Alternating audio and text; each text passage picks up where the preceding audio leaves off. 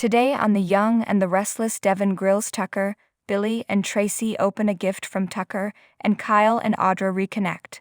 In his suite, Daniel looks at houses on his laptop. Heather comes to the door and explains she got in this afternoon. Lucy is still in Lisbon with Paul and Christine.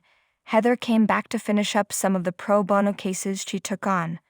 Daniel says it's great to see her and asks if she's all right. She seems a bit flustered. She tells him, "I don't know, Daniel. It's this."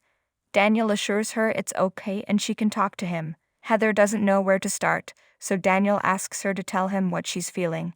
Since leaving Genoa City, she's been feeling off balance, like something felt unresolved. It started with Phyllis asking her if she ever considered coming back to live in the States. "Ever since I left, the longing to come back home is so strong, I can't ignore it anymore."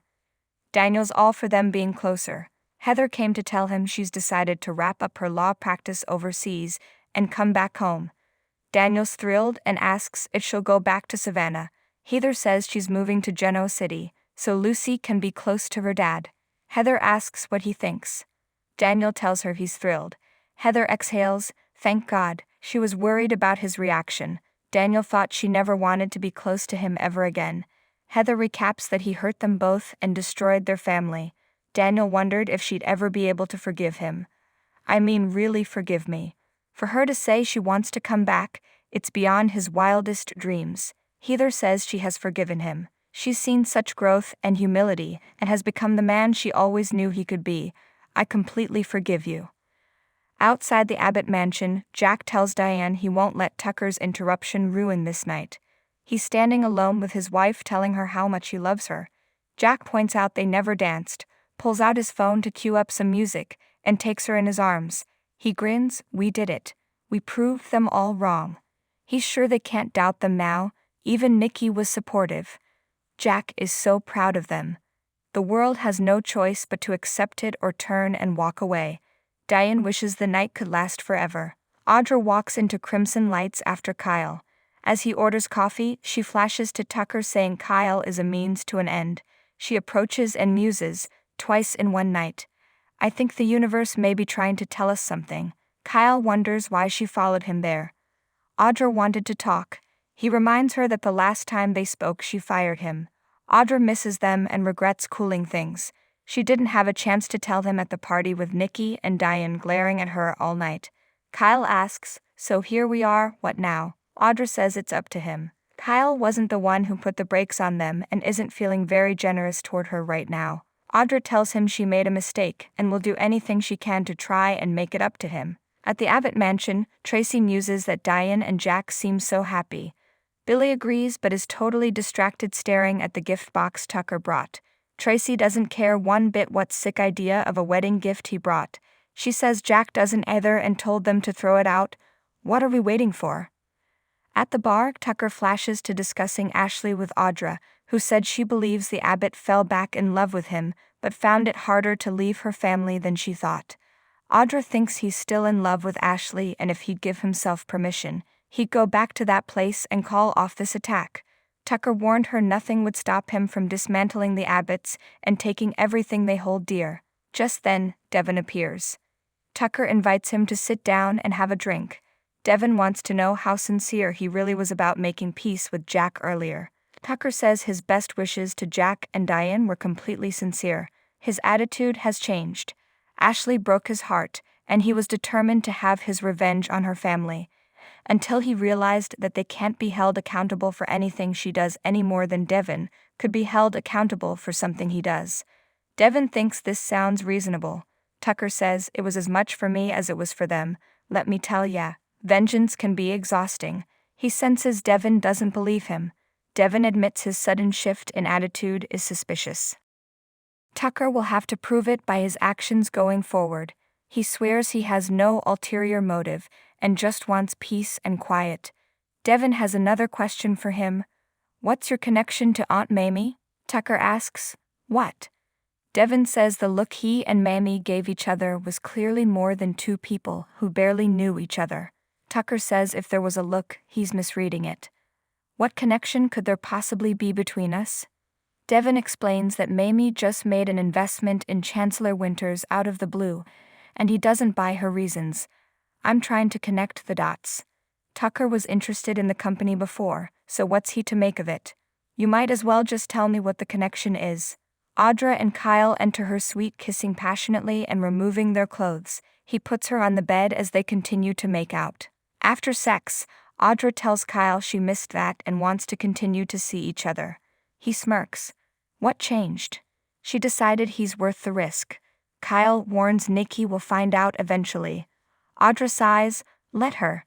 She's no longer concerned with what the woman thinks or does. Kyle muses, that's a switch. It's almost like you have a backup plan. Audra muses, maybe I do. Kyle asks what she's cooking up. Audra alludes to having a few possibilities out there, but she'd much rather talk about him. Kyle has a few possibilities of his own. There are rumblings at Jabba that his dad is unhappy with Billy's performance. There may be an opening there soon.